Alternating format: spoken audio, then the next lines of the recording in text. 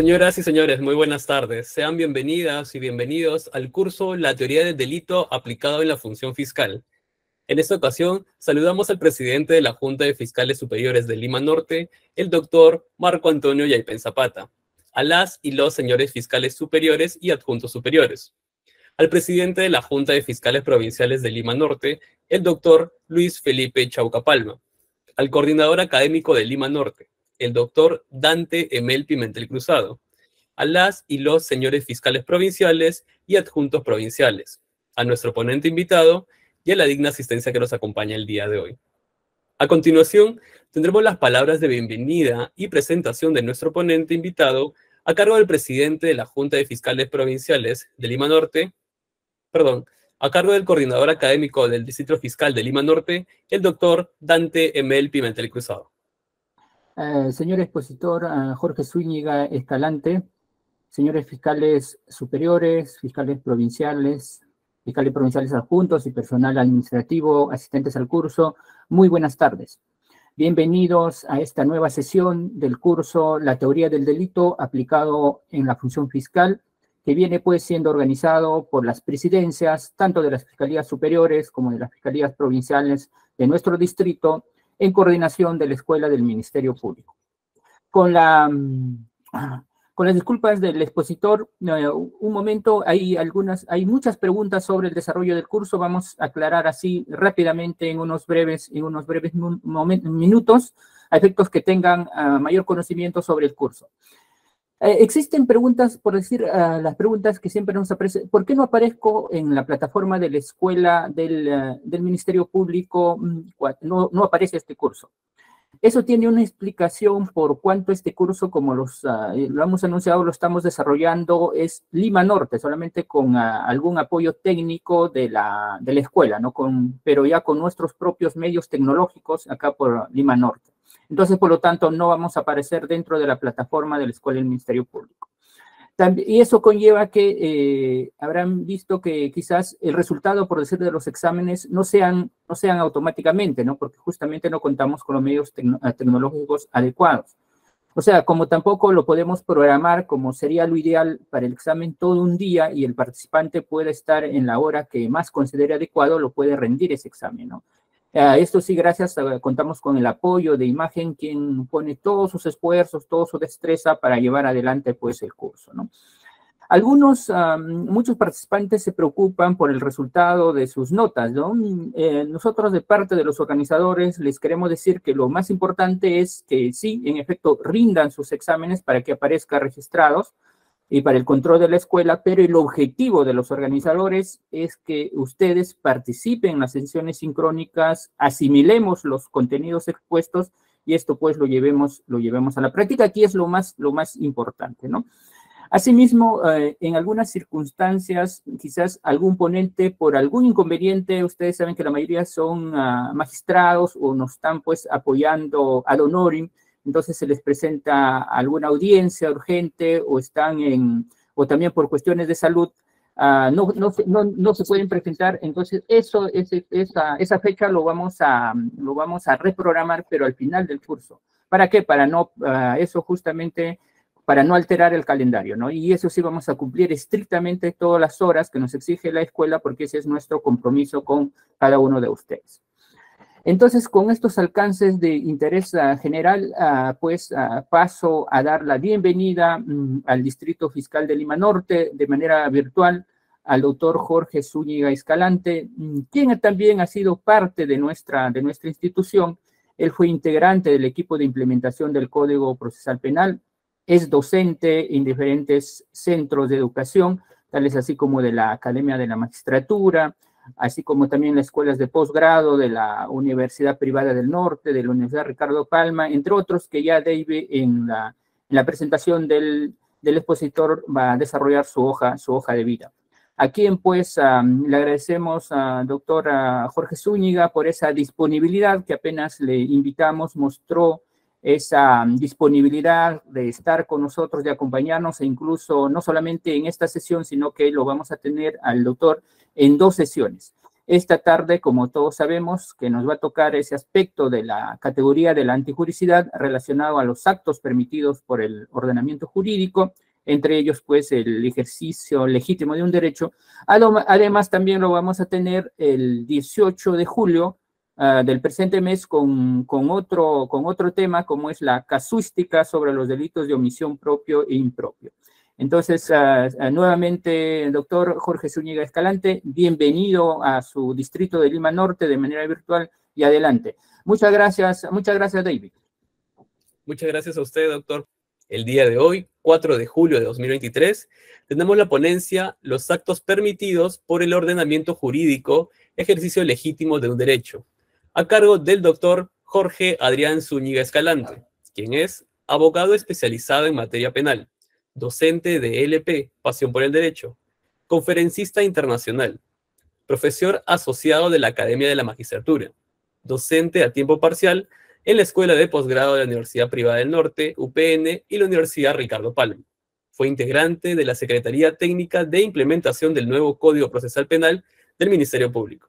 Bienvenido a Lima Norte, doctor Zúñiga. Por favor, si fuera tan amable de encender su micrófono e iniciar con su ponencia.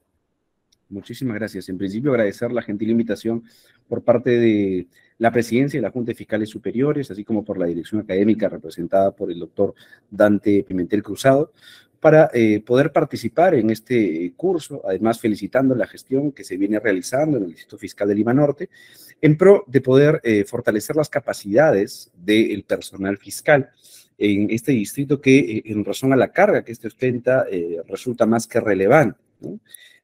No cabe duda que el desarrollo de las capacidades no solamente nos fortalece como institución, sino también a nivel personal.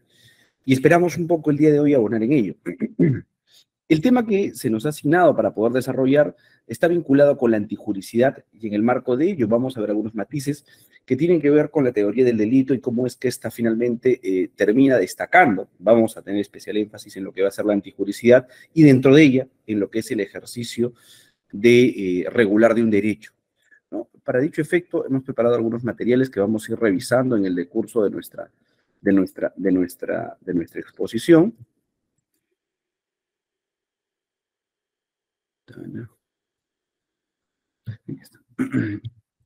Cuando nosotros aterrizamos, aquí ocurre una cuestión bastante particular.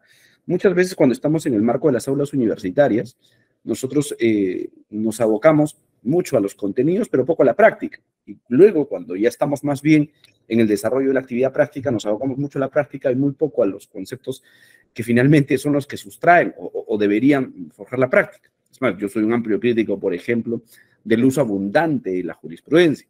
Porque previo a entender o al uso abundante de la jurisprudencia es necesario, es una herramienta indisoluble, que podamos conocer las categorías dogmáticas que finalmente justifican la existencia del delito. Recordemos en ese marco que la teoría del delito tiene por finalidad construir una suerte de criterios objetivos que permitan identificar cuándo una persona se encuentra en un hecho punible y cuándo no. Es por eso que la construcción del hecho punible parte de dos premisas importantes, un supuesto de hecho y un nexo de imputación, y a partir de eso evaluamos o corresponde a una consecuencia jurídica, lo que finalmente nos ha llevado a que podamos fundar las decisiones en dos grandes teorías: la teoría del delito, que es sobre la que vamos a conversar el día de hoy, y la teoría de las consecuencias jurídicas, que tiene que ver más bien con la determinación de la pena. En el marco de la teoría del delito, lo que se hace es hacer un análisis respecto a cómo es que se ha construido este supuesto de hecho y cuál es el contenido o la significación del supuesto de hecho para enmarcarlo en una situación concreta en el marco de la vida práctica, del desarrollo profesional que tenemos nosotros. Contrario senso a lo que ocurre en los medios de comunicación o lo que ocurre muchas veces desde una lectura profana, fuera del sistema de justicia, la aplicación del derecho penal o la aplicación o el ejercicio de subsunción entre el delito y un hecho supera ampliamente la sola lectura, ¿no? Lectura literal de lo que prevé el ordenamiento jurídico penal respecto al hecho en concreto. Y es así como surge finalmente la teoría pentatónica en el marco de la teoría del delito. Esta teoría pentatónica lo que ha hecho es recoger 5 categorías que finalmente estructuran la extensión de un delito. Sobre el particular, la última categoría, la referida a la punibilidad, es una suerte, es ampliamente discutida. Es más, la doctrina mayoritaria estima que no es una categoría propia de la teoría del delito, sino que más bien es una consecuencia de la teoría del delito, puesto que en la medida que sea un delito va a haber una pena, ¿no? Y la punibilidad lo que hace es cuándo corresponde pena y cuándo no, y finalmente esto se construye a partir de criterios de interés público o criterios, en todo caso, de interés del sistema de justicia, donde finalmente se establece cuándo, a pesar de ser una conducta típica antijurídica, culpable, no resulta punible, ¿no? Bueno, en esa línea, entiendo yo que en el decurso de este programa que vienen desarrollando en el Distrito Fiscal de Lima Norte, van a ir desarrollando cada una de estas categorías. Han visto, van a ver ya algunas de estas, como la conducta humana, la tipicidad. No voy a aterrizar, probablemente vayamos a revisar algunas generalidades muy amplias sobre esto, para aterrizar finalmente en la antijuricidad. Sin embargo, sí es necesario que podamos hacer un review respecto a estas categorías previas, porque recordemos que estas categorías dogmáticas dentro de la teoría del delito deben aparecer o deben ocurrir en el marco de un hecho concreto de manera concurrente. Esto es, y aquí corresponde además tomar en cuenta que este es un análisis que se justifica de principio a fin desde la perspectiva de la etapa de formalización de la investigación preparatoria, ¿no? Cuando nosotros, nos corresponde la formalización de la investigación preparatoria y corresponde ejecutar ya una imputación concreta, muchos de los cuestionamientos respecto a la ausencia de imputación concreta surgen como consecuencia de la no aplicación debida de esta teoría pentatónica o de las categorías dogmáticas del delito, con especial énfasis en el ámbito de la tipicidad. Porque claro, el resto de categorías, como vamos a ver un poco, no necesariamente se aplican a nivel de la etapa intermedia o la etapa de investigación preparatoria, sino que más bien se decantan para ser discutidas en otras etapas procesales, como ocurre, por ejemplo, con la culpabilidad, ¿no? La Corte Suprema tiene un criterio muy centrado ya en que la discusión sobre la culpabilidad o no es una discusión que corresponde a darse en juicio. Hay algunas opiniones en contrario, hay alguna escasa jurisprudencia que incluso ha visto que esto se puede atender en etapa de investigación preparatoria, vía excepción de improcedencia de acción. Sin embargo, la jurisprudencia mayoritaria ya ha centrado de que esto es objeto de discusión, la culpabilidad es objeto de discusión en la etapa de juicio oral. No ocurre lo mismo con el caso de la antijuricidad, como vamos a ver a continuación. A partir de estos 5 elementos que tenemos en pantalla, hemos señalado que estos elementos son concurrentes. Esto es, no podríamos hablar de tipicidad si previamente no identificamos que hay una manifestación o una exteriorización de la voluntad a partir de una conducta o una acción. Y finalmente, no podríamos hablar de antijuricidad si es que esta acción a la que hemos hecho referencia no es típica. Y finalmente, corresponde continuar con ese análisis con la culpabilidad o la punibilidad. Entonces, necesariamente para llevar a analizar la antijuricidad es que hemos advertido que nos encontramos a un hecho que se estima típico.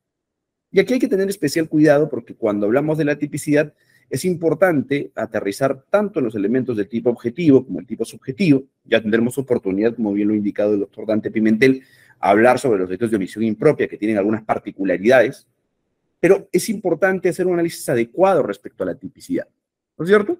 Ya hemos indicado que finalmente la acción parte de la premisa, ¿no?, de esta expresión de la voluntad. Y el marco de la tipicidad, además, tiene algunas particularidades, en especial entre los tipos abiertos y los tipos cerrados. Esta tipicidad a la que hemos hecho referencia, con tipos abiertos y tipos cerrados, tiene que ver que justamente en los tipos cerrados, este ejercicio subsuntivo, donde yo voy a adecuar una conducta o un hecho determinado a la conducta típica que ha previsto el legislador, es más o menos sencillo. Más o menos sencillo, digo, según el delito que se impute. Cosa que no ocurre, por ejemplo, en los delitos de omisión impropia, como veremos en una sesión posterior. Sin embargo, el marco de la tipicidad no es otra cosa que esta descripción de la conducta que el legislador ha previsto que resulta, en todo caso, negativa, o que en todo caso se estima que finalmente no debiera ser admitida por el Estado, ¿no? Es por eso que, como veremos más adelante, cuando sumamos la tipicidad más la antijuricidad, hablamos del famoso injusto penal. Porque claro, la tipicidad dice que mi conducta se enmarca en lo que el legislador ha previsto como delito, pero además si esta conducta que se enmarca en lo previsto como delito es contrario al ordenamiento jurídico, esto es antijurídica, tenemos lo que se conoce como injusto penal. A partir de esos criterios, vamos a identificar nosotros entonces que dentro de las categorías que vamos a encontrar con respecto a la tipicidad, vamos a advertir pues que esta tipicidad está vinculada con el hecho objetivo y el hecho subjetivo, pero, reitero, no quiero entrar en lo que va a ser la imputación porque eso es parte de otra entiendo que hay alguien más que lo va a realizar, pero sí me interesa que vayamos a entrar nosotros a lo que nos convoca, a las causas que nos eximen de la antijuricidad. Una vez que nosotros hemos identificado, ¿no es cierto? Hemos identificado aquellos criterios orientadores que nos delimitan que mi conducta se subsume en lo que el legislador ha previsto como delito, entonces allí corresponde pasar a la segunda parte.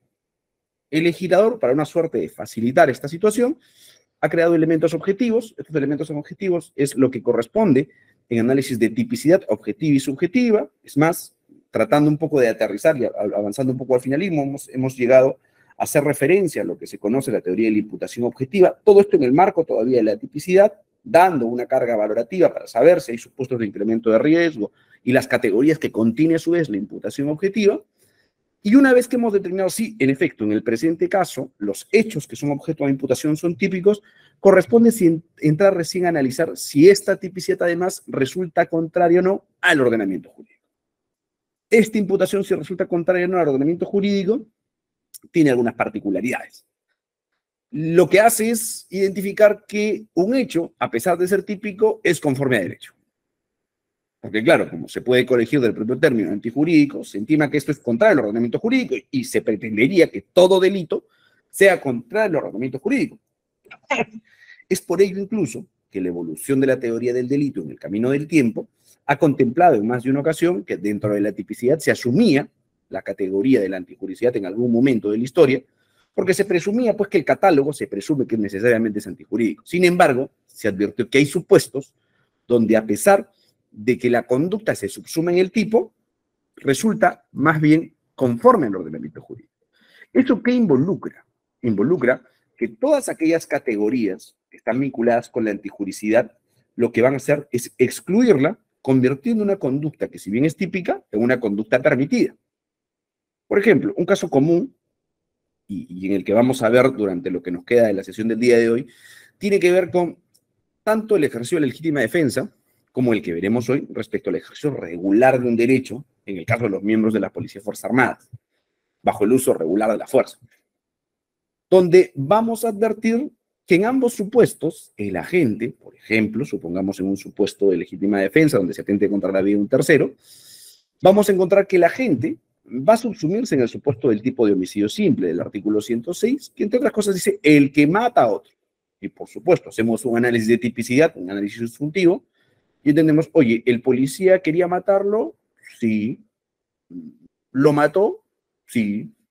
Entonces, ¿el agente tenía conocimiento de la aptitud lesiva que generaba el uso del arma de fuego al momento de disparar? Sí. Entonces, ¿es típica? Sí. ¿Concurren los elementos objetivos y los elementos subjetivos del tipo? Sí. Entonces, hasta allí tenemos un análisis de tipicidad sumamente sencillo donde hay un homicidio.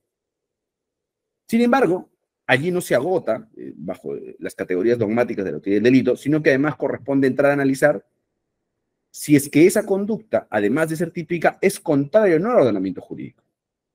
Y en el caso concreto de algunas personas en específico, es estrictamente necesario. Y explico por qué. Porque contrario a lo que ocurre con el caso de la legítima defensa, el argumento que viene o que subyace la legítima defensa, lo que hace es generar una suerte de dinamismo en la actuación probatoria, donde, si bien es cierto, el Ministerio Público corresponde obrar bajo el principio de objetividad, este más bien no debe partir de la presunción de una actuación en el ejercicio de legítima defensa, sino que más bien corresponde a la parte que alega la existencia de este presupuesto el abonar elementos que finalmente pudieran generar cierta suficiencia probatoria para inclinar ello. Lo que no ocurre cuando estamos en el ejercicio regular de un derecho, donde más bien ese ejercicio regular de un derecho tiene una mitigación respecto a la valoración de la suficiencia probatoria, donde de cargo del Ministerio Público, en el caso concreto, estará más bien si es que en el supuesto se usó o no se usó de manera adecuada el ejercicio legítimo de un derecho. Vamos a ver con calma esto todavía, revisando algunos casos concretos o viendo en todo caso alguna jurisprudencia, lo que nos ha relatado en su oportunidad la Corte Suprema. Así, dentro del genérico, todavía no hemos aterrizado al tema en rigor, que es el ejercicio regular de un derecho, vamos a advertir que lo que hace las causas de justificación es buscar justificar aquellos supuestos que el legislador ha previsto como típicos y entenderlos que eso más bien es conforme al ordenamiento jurídico. A partir de eso, lo que se hace, la consecuencia directa es además que se va a asignar una sanción a quien de principio pareciera que es la víctima, ¿no? Por supuesto, ¿no? El fulano que ha sido asesinado y que finalmente tendría que garantizarse la tutela jurisdiccional efectiva y que finalmente tendría que juzgarse a su asesino, deja de convertirse en víctima para convertirse más bien en culpable, ¿no es cierto? Y encontrar justificación a la consecuencia de su muerte, que es un poco la razón que sustrae o que en todo caso se fundan las causas de justificación. Así, a partir de ello, al no existir un supuesto de antijuricidad, corresponde la exclusión de cualquier tipo de pena o medida de seguridad y por ende tampoco corresponde un pronunciamiento respecto a la existencia o no de la culpabilidad en el caso concreto. Recordando además que estas categorías de estos elementos de la teoría del delito son concurrentes, ¿no es cierto? Así, esta causa de justificación o causa justificada lo que hace es excluir no solamente la responsabilidad penal, sino también la responsabilidad civil en el campo penal. Esto es sumamente importante. Veremos en algún momento más algunas particularidades en el marco de ello. Dentro de estos supuestos de causas de justificación, vamos a hallar a la legítima defensa, no vamos a entrar en ese detalle en este momento. También se encuentra en los supuestos de antijudicialidad el estado de necesidad justificante, pero también se encuentra el supuesto del ejercicio legítimo de un derecho, que es el que me interesa el día de hoy desarrollar con ustedes. Este ejercicio legítimo de un derecho parte de la premisa prevista en el artículo 20 dentro de las causales de inimputabilidad. El artículo 20, como ustedes bien saben, tiene un catálogo de causales de inimputabilidad, muchas de ellas que corresponden ser analizadas dentro de la categoría antijudicial, algunas otras que corresponden ser analizadas en la categoría de culpabilidad. En el caso concreto, los supuestos de los literales 8 y 11, que son los que vamos a ver el día de hoy, corresponden ser analizados desde la perspectiva de la antijuridicidad. Y entonces el legislador ha previsto, ya dicho, este exento de responsabilidad penal, quien obra por disposición de la ley en cumplimiento de un deber o en el ejercicio legítimo de un derecho, oficio o cargo. Esto pensando en la suerte de supuestos donde existe un conflicto de intereses o conflictos de derechos más importantes respecto a otros menos valiosos, una suerte de estado de necesidad justificante, pero por mandato legal, ¿no? Un poco sobre lo que habla la jurisdicción española al respecto, por ejemplo, es justamente hablar de la preponderancia de intereses. Esta preponderancia de intereses donde, por mandato legal, un interés resulta más predominante que otro a partir de una disposición legal prevista para tal o cual función, que puede ser como consecuencia de un derecho, oficio o cargo. En el caso peruano ocurre lo mismo. Sin embargo, en su momento tuvimos algunas particularidades como la vamos a ver. Este ejercicio legítimo de un derecho parte de la construcción o parte bajo el principio de eficacia de las disposiciones constitucionales o la eficacia de los derechos fundamentales de lo que prevé el numeral 24 del artículo 2 de la Constitución Política del Estado, que establece que nadie está obligado a hacer lo que la ley no manda ni impedido a hacer lo que ella no prohíbe. A partir de esta disposición se prevé que el legislador ha autorizado la violación legítima de los bienes jurídicos o de algunos bienes jurídicos, ¿no? Por ejemplo, un caso típico de violación a los bienes jurídicos, hemos planteado el caso de la legítima defensa, hemos planteado, por ejemplo, en el caso de un allanamiento legal, ¿cierto? El Ministerio Público va a realizar el allanamiento de un inmueble previa autorización judicial y lo que va a hacer es violar legítimamente un inmueble. Está en el ejercicio del derecho. Si analizamos la conducta en puridad, es una violación a la intimidad, sin lugar a dudas. Desde un análisis de tipicidad estamos en ese supuesto. Sin embargo, cuando hacemos un análisis de antijuricidad, esta disposición o esta conducta, que a principio sí es típica, no es contraria al ordenamiento jurídico, sino que más bien está siendo validada por el ordenamiento jurídico. Tanto es así que cuenta con una autorización judicial para ejercerlo. Este presupuesto parte de la premisa del principio de unidad del ordenamiento jurídico, que prevé que, si bien es cierto, el ordenamiento jurídico va a contemplar una serie de conductas que están prohibidas, estas conductas que están prohibidas, a su vez, no puede contravenir o no puede contradecir lo que previamente pudiera estar establecido como derecho o como garantía respecto a cualquier otra parte procesal. Así, lo que está legitimado para una parte en el derecho no puede estar prohibido para el otro. O sea, yo te puedo garantizar tu derecho a la intimidad, pero eso no puede llegarse al ejercicio abusivo del derecho en la medida que, si es que hay causa probable, si es que hay indicios razonables de la comisión de un delito, no pudiéramos realizar una medida de allanamiento, etc. Dentro de los muchos supuestos que vamos a encontrar en el ejercicio legítimo de un derecho, está justamente los supuestos entre el derecho a denunciar y la denuncia calumniosa. José Nostroza, por favor. Tiene que ser una pregunta. ¿Podemos aprovechar para alguna pregunta? A ver, José.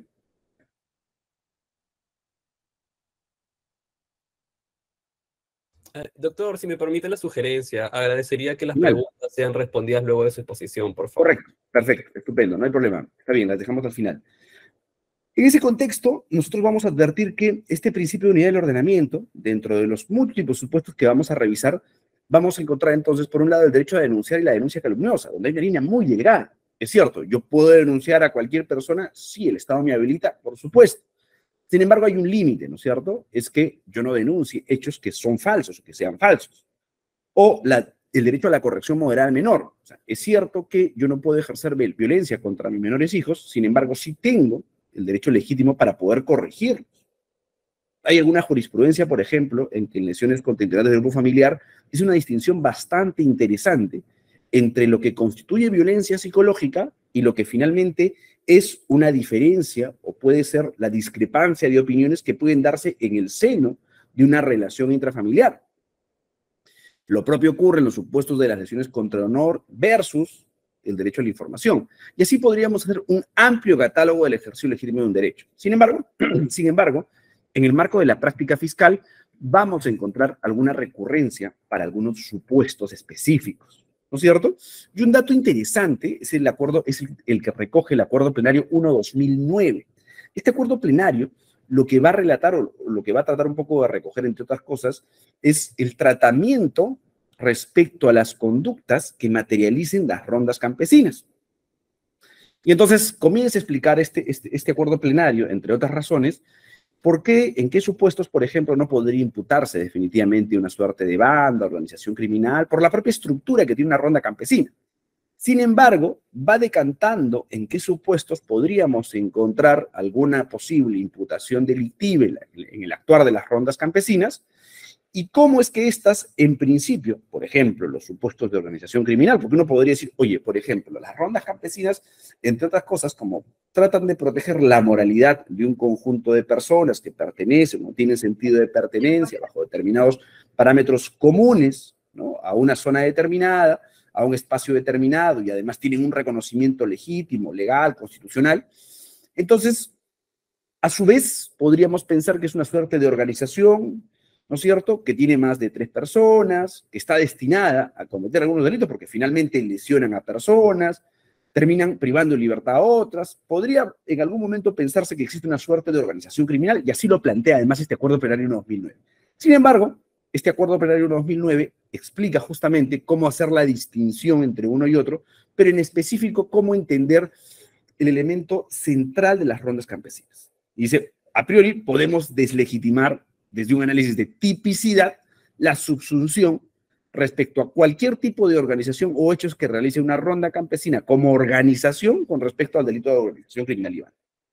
Sin embargo, además plantea y dice, en los demás supuestos, corresponde además analizar desde la tipicidad cuando el comportamiento de los integrantes de la ronda campesina o la ronda campesina en general tiene o no que ver con los bienes que protegen a su vez las rondas campesinas. Porque si bien es cierto, las rondas campesinas gozan de legitimidad constitucional, gozan de facultades para poder participar o actuar en el marco de sus funciones, estas a su vez tiene que ser en pro de la defensa de los intereses o los bienes jurídicos que son objeto de protección de una ronda campesina y no de los que corresponden a la jurisdicción común. En ese contexto, dice, hasta allí corresponde hacer un análisis de tipicidad. Sin embargo, es posible que haya algunos supuestos donde desde la perspectiva de la tipicidad, la conducta termine enmarcándose finalmente en algún tipo de delito. O sea, habiéndose agotado un análisis de tipicidad objetiva, a la conducta, al resultado, una tipicidad subjetiva, una teoría de la aplicación de los criterios de la imputación objetiva, termina concurriendo, en el caso en concreto, sí hay un delito, o por lo menos hay una conducta típica. Dice, entonces, Cuando no sea posible aplicar la atipicidad de la conducta, es de recurrir al análisis de la procedencia de la causa de justificación centrada en el ejercicio legítimo de un derecho del 28. Esto es, cuando identifiquemos que la conducta típica en efecto protege bienes jurídicos, podemos aplicar el 28. Esto en mi modo de entender, además, creo yo que podría incluso no tener que llegar a un análisis de antijuricidad, sino más bien en la aplicación de la teoría de la imputación objetiva, salir del marco de la tipicidad. Sin embargo, dice, lo que dice el acuerdo plenario, para no salirnos de ello, es que cuando desde un análisis de tipicidad no podamos salirnos del ámbito de la tipicidad, en el análisis del caso concreto, deberemos identificar que existen dos bienes jurídicos en amenaza. Por un lado, los que son objeto de protección por la ronda campesina, versus el bien jurídico que se pretende repeler y que es el que finalmente justifica el actuar de la ronda campesina. Lo que nos lleva a lo que mencionaba al inicio de la exposición. Un supuesto de ponderación de intereses. ¿No es cierto? Entonces, esto creo que es un razonamiento que vamos a identificar que es un común denominador en la aplicación de esta causal. Sí, un elemento que generó en su oportunidad confusión fue lo que previó tanto el literal 8 como el literal 11 del artículo 20.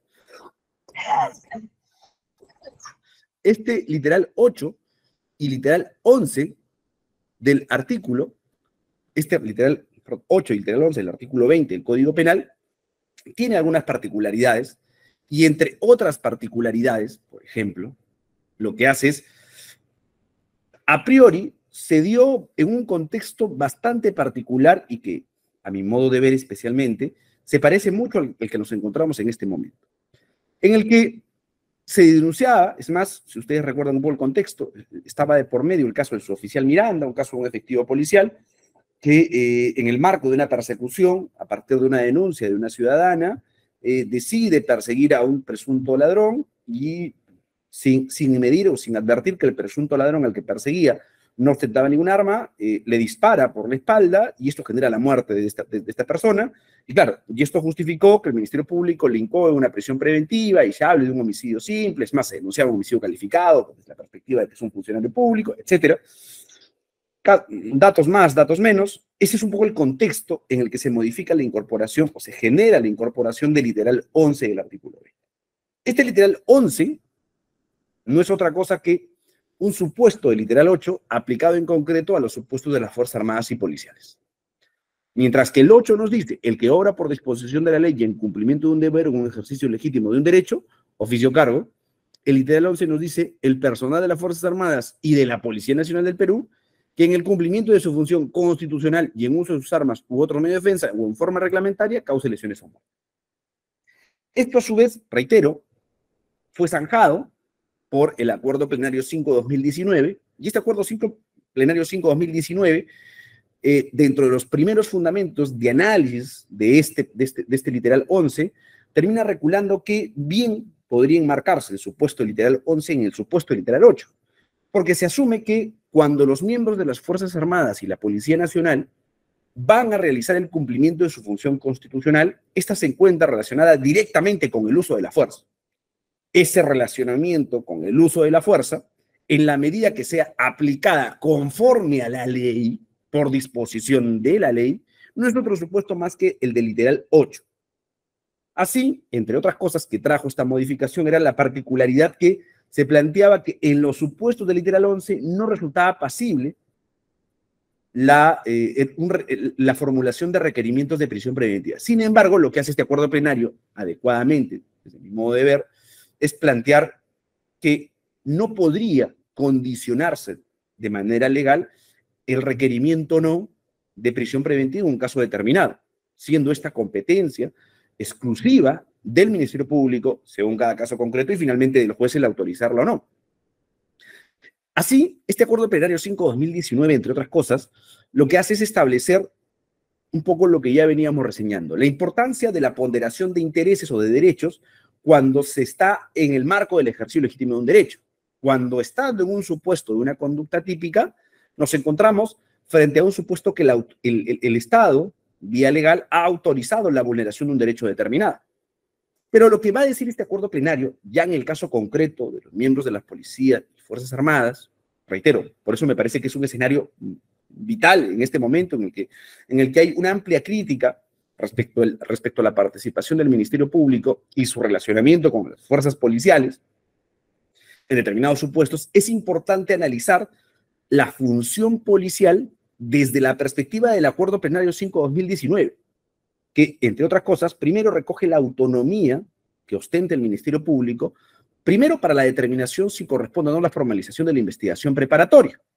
Porque uno de los elementos que se discutía en este acuerdo plenario es si, por ejemplo, el discutir si es que el efectivo de las Fuerzas Armadas o policiales había usado su arma de manera reglamentaria o no.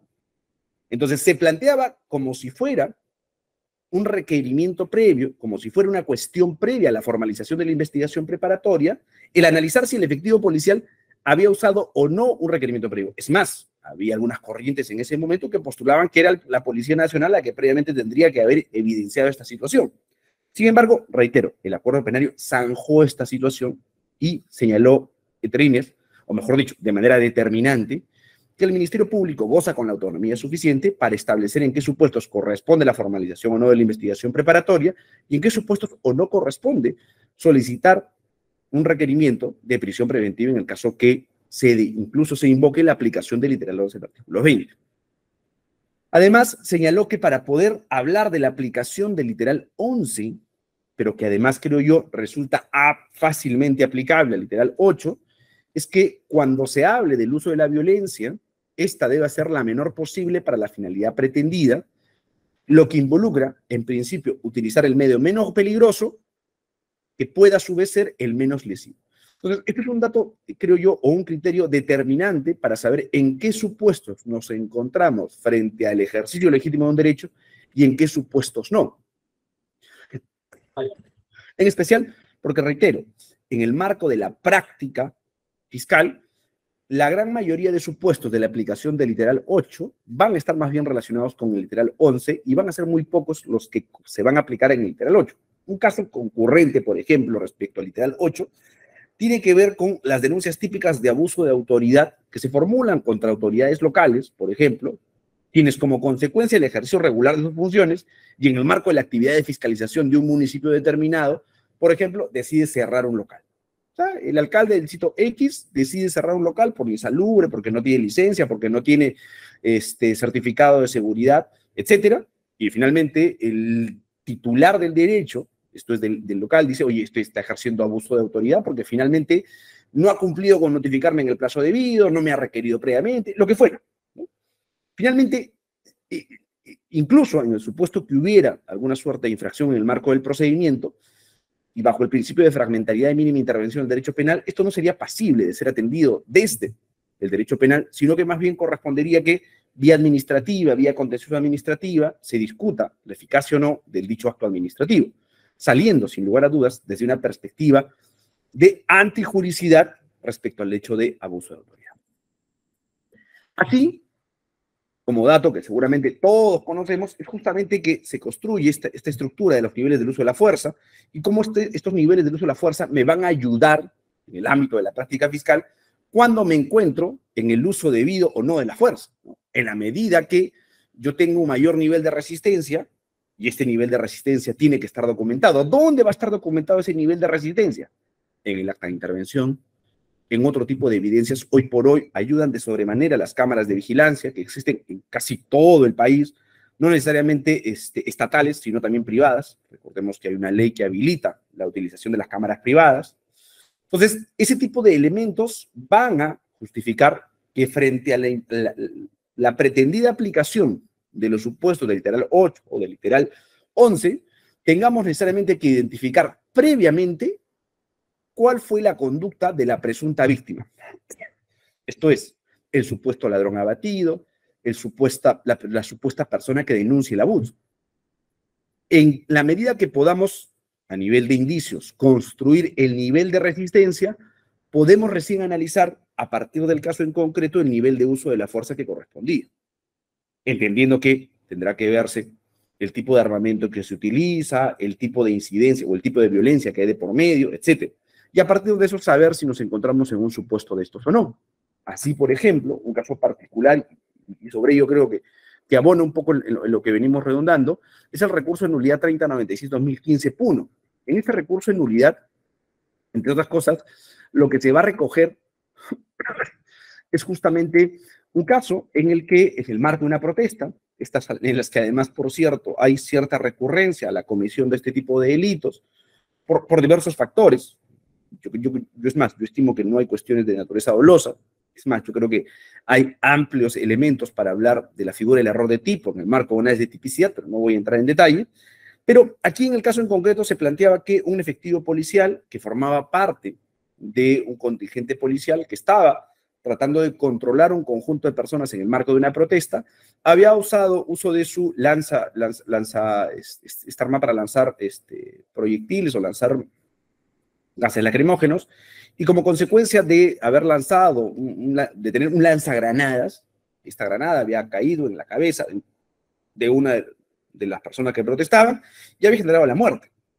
Y entonces se discutía o no si es que esto, en principio, había una pretensión de hablar de una suerte de homicidio calificado por la condición de la víctima, porque este era un funcionario público, o si en todo caso se encontraba el agente en los supuestos de literal 2011, esto estaba en el ejercicio legítimo de la fuerza.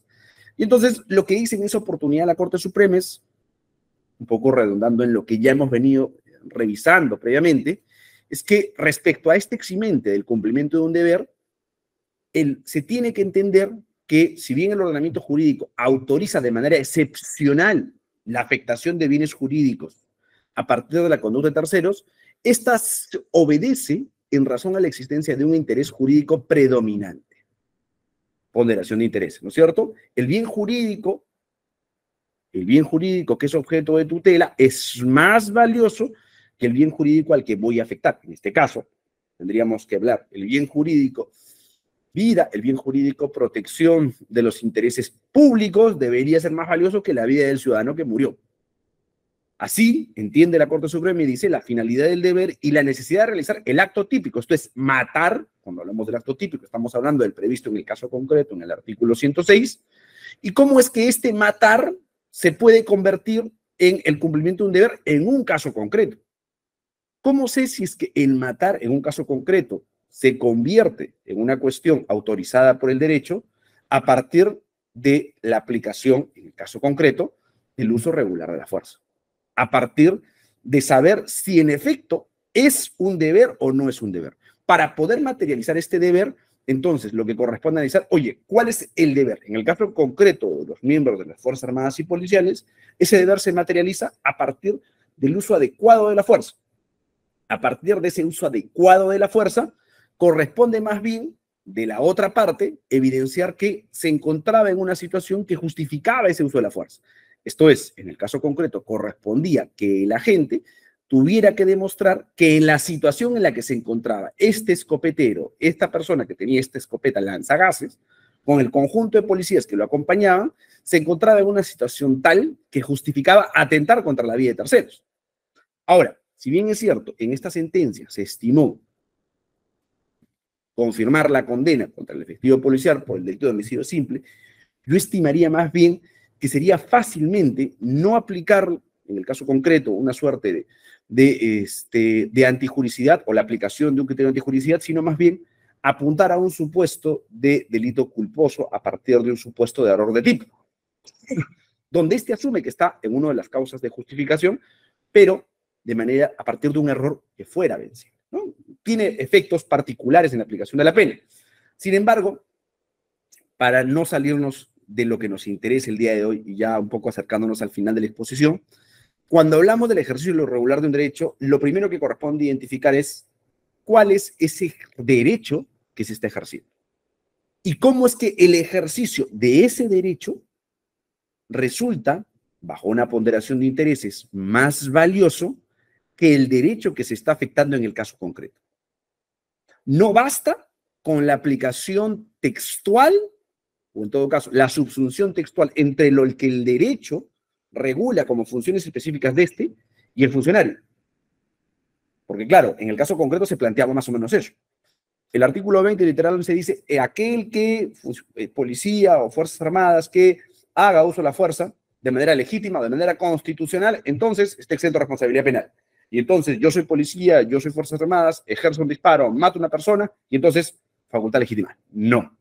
Yo necesito previamente identificar cuál es ese deber. Ese deber no es otra cosa que el uso regular del arma de fuego. Y a partir del uso regular de las armas de fuego, como lo hemos indicado, corresponde entrar a hacer un análisis respecto al nivel del uso de la fuerza. Si hablamos del tema concreto de miembros policiales o Fuerzas Armadas, tenemos que analizar primero en qué supuesto nos encontramos. Hacer un análisis del nivel de resistencia, identificar frente a qué nivel de resistencia nos encontramos. Sería completamente evidenciable la inexistencia de un supuesto de antijuricidad si es que nos encontramos en un supuesto de riesgo latente y aplicamos fuerza letal. No, riesgo latente, conforme lo establece la Resolución Ministerial 950/2018, es cualquier intervención policial. Cuando un efectivo policial interviene a un vehículo para pedir la documentación en el marco de un control de identidad, cuando un efectivo policial detiene o dirige el tránsito, es un supuesto de riesgo latente. Ese supuesto de riesgo latente jamás podría entenderse como el uso regular de la fuerza o el ejercicio regular de un deber si es que se aplica de manera inmediata la fuerza letal. Por ende, un criterio argumentativo para poder identificar la aplicación de un criterio de antijuricidad en un caso concreto, justificaría analizar primero cómo es que a partir del fáctico, a partir de los hechos, encontramos un nivel de resistencia, identificar cuál es el nivel de resistencia determinado, conforme lo prevé esta resolución ministerial, conforme lo prevé el decreto legislativo que regule el uso de la fuerza, y luego, a partir de la propia declaración, los propios elementos de convicción que se tuvieran, evidenciar cuál fue el nivel de fuerza que aplicó el efectivo policial o de las Fuerzas Armadas al caso en concreto. Solo así podremos analizar si existe o no la ponderación de intereses debida que justifique la aplicación del presupuesto del literal 2011 o del 28 en el supuesto de cualquier funcionario. Con ello hemos agotado la exposición que teníamos programada para el día de hoy y quedo a disposición de quienes nos acompañan el día de hoy para poder atender cualquier pregunta, duda o comentario. Finalizada la presentación de nuestro ponente, daremos inicio a la ronda de preguntas. Doctor Zúñiga, tenemos algunas consultas que nos han hecho llegar los asistentes y si me permite pasaré a leerlas para que puedan ser resueltas por su persona. Doctor Chávez Trujillo, ¿cómo está? Buenas noches. ¿Desea realizar su consulta directamente? Que nos ha llevado a un análisis fundamental del artículo 20, numeral 11 del Código Penal. Sobre este tema también se encuentra en vigencia el decreto legislativo 1186. Es un decreto legislativo que regula el uso de la fuerza por parte de la Policía Nacional del Perú. Esto decreto legislativo pues tiene un objeto, establecer el marco legal que regula el uso de la fuerza por parte del personal de la Policía Nacional del Perú en cumplimiento de su finalidad constitucional. Y en este decreto legislativo se señala las circunstancias en que podría hacerse uso de la fuerza. Y se señala que el personal de la Policía Nacional de Perú puede hacer uso de la fuerza en determinadas circunstancias. Entre ellas, cuando se genera un peligro real o inminente de muerte del personal policial u otra persona por la acción de quien participa en una reunión tumultuaria y violenta. Sobre este punto, como bien se sabe, se ha presentado ya proyecto de ley de modificaciones de este decreto legislativo a la luz de los últimos acontecimientos de los cuales todos somos testigos. Y en este proyecto de ley, uno de ellos, se incluye un criterio para establecer el uso de la fuerza, y este es el criterio de razonabilidad subjetiva. Este criterio permite establecerse una forma de cómo evaluar las circunstancias en que debe intervenir un policía, según esta propuesta, cuando una o más personas emplean amenaza o violencia física o psicológica contra el personal de la Policía Nacional del Perú. Y en la exposición de motivos de este proyecto de ley, se describe un tanto en qué consiste este criterio de racionalidad subjetiva. Y para ello se hace mención a un autor, Villanueva Bogani, quien señala que el criterio de racionalidad subjetiva es un estándar dirigido a un funcionario encargado de hacer cumplir la ley. Y en este contexto, el funcionario debe tener muy en claro que frente a situaciones extremas en las que la vida o la integridad de las personas se encuentra en inminente riesgo, bastará su honesta percepción o creencia de que tal riesgo se concretará para que esté habilitado a emplear el arma de fuego. Quisiera recibir su opinión, doctor, respecto a la inclusión de este criterio como un mecanismo para evaluar la correcta acción del efectivo policial en un contexto de violencia que estamos haciendo mención. Muchas gracias, doctor Chávez. Me parece una pregunta sumamente interesante y, como lo mencionábamos hace un momento, vigente en razón a circunstancias que, coyunturales han llevado a la alta incidencia de ese tipo de casos. Uno de los principales inconvenientes desde la perspectiva de la aplicación de criterios de razonabilidad por parte de los miembros de la policía y las Fuerzas Armadas es que se tratan de órganos no deliberantes. La naturaleza de un órgano no deliberante es justamente que la toma de decisiones no parten de la premisa del consenso, sino la aplicación directa de lo que prevé el ordenamiento legal y el ordenamiento constitucional. En razón a ello, es más, se hace referencia muchas veces que la administración pública y quienes están en el marco de la administración pública son la boca muda de quien aplica la ley, en tanto a que no tienen un margen de interpretación respecto a lo que es el derecho, teniendo más bien dicho margen quien está a cargo de la judicatura. Sin embargo, usted en el camino del tiempo ha ido cambiando, ¿no? Cuando hablamos hoy por hoy del control de convencionalidad, y el control de convencionalidad más bien habilita a cualquier funcionario público a la aplicación de este control de convencionalidad, así por lo menos lo dicen la Corte Interamericana a través de sus sentencias. Entonces, eso habilita la posibilidad de que desde cualquier órgano estatal podríamos aplicar o inaplicar alguna disposición de carácter legal haciendo interpretación convencional. Una situación que en el Perú todavía no ha ocurrido. Sin embargo, sí se viene aplicando desde el fuero jurisdiccional, a nivel de los jueces vienen aplicando, creo que de manera sesuda, este control de convencionalidad. Sin embargo, el hecho de habilitar un margen de determinación tan amplio como el que se postula desde una perspectiva tan subjetiva de que los miembros de las Fuerzas Armadas pudieran habilitar cuándo sí o cuándo no se encuentra finalmente una persona en situación de tal extremo de peligro que justifique la afectación del bien jurídico vida, creo que sería peligroso. Y esto yo suelo utilizar mucho como ejemplo y suelo decirlo siempre, algo que permite explicar o entender la naturaleza de los miembros de las Fuerzas Armadas y la Policía Nacional, ¿no? Seguramente muchos de los que somos de una generación más o menos como la mía, quizá un poquito más, hemos tenido la oportunidad de conocer a Robocop, ¿no es cierto? Robocop era este policía que era metalizado, ¿no? Que finalmente era un medio hombre, medio robot, y que finalmente no tenía miedo a las balas y atacaba contra todo. Haciendo una suerte de símil, quien asume la condición de miembro de la Policía y las Fuerzas Armadas, más o menos le corresponde ese rol, ese deber de riesgo que le asigna la condición de ser policía o miembro de las Fuerzas Armadas. Lo que a su vez no solamente le genera la obligación o deber de riesgo, sino que además genera una suerte de presunción jure de jure, que esta persona ha sido entrenada, capacitada para el uso adecuado de la fuerza. En ese contexto, un efectivo policial, por lo menos en teoría, porque en la práctica sabemos que esto tiene algunas diferencias, debería encontrarse en la capacidad de poder distinguir con plena certeza cuando se encuentra en una situación en la que esté en riesgo algún bien jurídico importante como la vida y en qué supuestos se justifica ello. Es por eso que cuando hacíamos referencia al decreto legislativo que regula el uso de la fuerza, si bien es cierto, este decreto que regula el uso de la fuerza, y hace referencia en estricto que se puede aplicar la fuerza letal cuando hay un peligro real e inminente, dice previamente que sea estrictamente necesario y cuando medidas extremas fueran insuficientes. Esto involucra un análisis de la aplicación del principio de necesidad. Esto es, de todas las herramientas que tú tienes, ninguna de las que tú tienes, la vara de goma, o en todo caso, los mecanismos que tú tengas, verbalización o cualquiera de esos elementos, no es posible controlar o repeler este supuesto.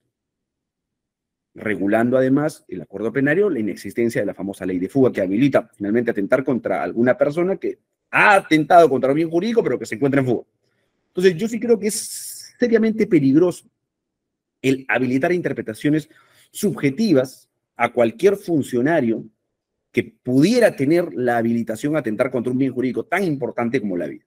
Es cierto que tenemos índices de criminalidad sumamente serios, que necesitamos atacar la criminalidad, sin embargo la criminalidad obedece a problemas estructurales, y esos problemas estructurales no se solucionan ni con derecho penal, ni mucho menos acabando con la vida. Por lo menos es mi humilde entender. La siguiente consulta la realiza la licenciada Maribel Valdés y dice así: desde su experiencia, ¿qué otros delitos, además de los cometidos por la PNP y las Fuerzas Armadas, encontramos con frecuencia esta causa de justificación, el que obra por disposición de la ley? El principal va a ser, por ejemplo, los de abuso de autoridad, ¿no? Como lo mencionábamos, por ejemplo, es muy recurrente las denuncias por abuso de autoridad. En la práctica se denuncia con recurrencia a los gerentes de fiscalización, o en todo caso a los alcaldes de diversas comunas, por el delito de abuso de autoridad, porque se entiende que no correspondía que se cierre un local, no correspondía que finalmente se le pudiera reponer o no, que no correspondía alguna función que está incluso dentro del marco de lo que la ley le habilita. Entonces, por ejemplo, he conocido casos donde un ente municipal decide cerrar un local 1, 2, hasta 3 veces, pero la ley orgánica de municipalidades y finalmente las directivas que tiene, o el ordenamiento administrativo que tiene una comuna distrital, habilitan que ésta pudiera fiscalizar las veces que estime necesario, bajo las garantías que existen. Ello, obviamente, se enmarca en una conducta probablemente, si bien es cierto, podríamos primero partir de un análisis de tipicidad y entender si es que estamos en un supuesto de abuso de autoridad, y una vez agotado ello, evidenciar que no solamente, que mejor dicho, que incluso en el supuesto que estuviéramos en la conducta típica, resultaría un supuesto o una causal de no antijuricidad, en tanto y en cuanto que la ley le habilita la posibilidad justamente de ejercer ese derecho. Entonces yo creo que ese es uno de los casos mucho más plausibles. Sin embargo, no genera mucha complicación. Es más, si hacemos una suerte de comparación, y seguramente ustedes me podrán dar la razón, entre los casos de abuso de autoridad que se denuncian este tipo de hechos versus los casos en los que se habla del actuar de los miembros de la policía y las Fuerzas Armadas, la situación o el proceso se complejiza. ¿Por qué? Porque en el caso de los funcionarios, llámese alcaldes o cualquier otro tipo de funcionario, las funciones están mucho más delimitadas y son cuestiones donde se habla de bienes jurídicos que son medianamente menos valiosos que el del bien jurídico vida. Lo que no ocurre cuando hablamos de la actuación de miembros de la policía y las Fuerzas Armadas, donde de por medio está uno de los bienes jurídicos más importantes como es la vida, y donde no existe una regla general aplicable a todos los casos, sino que más bien hay que ver caso por caso para saber si nos encontramos en el ejercicio regular o no ejercicio regular de un derecho. Tengo una pregunta que nos ha llegado por interno, es de la doctora Nayara González y dice así: ¿qué aspectos del Acuerdo Plenario 5/2019 podemos aprovechar para aplicar la causa de justificación prevista en el inciso 8 del artículo 20 del Código Penal? Bueno, lo que hace este acuerdo plenario es hacer un desarrollo dogmático respecto a lo que va a ser el inciso 8 del artículo 20, y donde el elemento central es justamente la importancia de la ponderación de bienes jurídicos entre la conducta que se postula como típica versus la violación de algún bien jurídico determinado. Lo que va a decir este acuerdo plenario, además de resaltar lo que ya hemos señalado respecto al literal 11, respecto al literal 8, va a señalarnos la importancia que no es una aplicación mecánica de lo que el texto dice. Esto es, estoy o no estoy en el marco del derecho, sino que además de estar en el ejercicio regular de un derecho, el ejercicio regular de ese derecho debe llevarme a garantizar un derecho mucho más valioso que el derecho que he visto afectado. No podríamos pretender decir, oye, he garantizado el derecho a la salubridad pública atentando contra la vida de un tercero. O sea, tiene que haber, además de encontrarse en el supuesto que el funcionario o servidor se encuentre en el ejercicio regular de un derecho bajo una suerte de subsunción literal del texto, tiene que entrarse a analizar en el caso concreto si aplicando la ponderación de intereses, el interés protegido es más valioso que el interés afectado. Nuevamente agradecemos a nuestro ponente invitado por la exposición, así como también a la presidencia de la Junta de Fiscales Superiores, a la presidencia de la Junta de Fiscales Provinciales y en la Comisión de Evento Académico de Lima Norte por hacer posible este tipo de actividades. Con esto damos por concluido el evento del día de hoy. Que tengan muy buena noche. Hasta la próxima. Muy buenas noches.